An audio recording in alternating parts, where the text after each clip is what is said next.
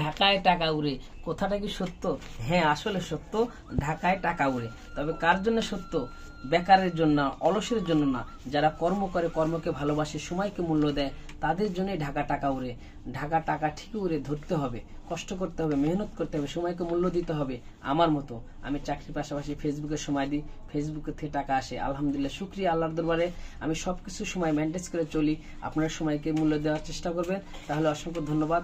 অবশ্যই ঢাকা টাকা উড়ে, টাকা আপনার ঘরে উড়ে আসবে, টাকা আপনাকে মানুষ দিয়ে যাবে যদি আপনি সুন্দর ভিডিও তৈরি করতে পারেন, সুন্দর কন্টেন্ট তৈরি করতে পারেন, সুন্দর কথা বলতে পারেন। আপনি কি জানেন সেটাই ফেসবুকে তুলে ধরেন, মানুষের সামনে তুলে ধরেন, নিজের যা আছে সেটাই এগিয়ে যান। দশের কাছে হাত না পেতে নিজের যোগ্যতাটাই যাচাই করেন, তাহলে সবকিছু অর্জন করা সম্ভব। এই জন্য মানুষ বলে যে ঢাকায় টাকা উড়ে। হ্যাঁ, ঢাকা টাকা উড়ে, অবশ্যই টাকা ধরতে হবে। আপনার ধরার ইচ্ছা থাকলে অবশ্যই অবশ্যই আসবেন, অলসতা করবেন না, তাহলে টাকার দেখা আপনি ঠিকই পাবেন।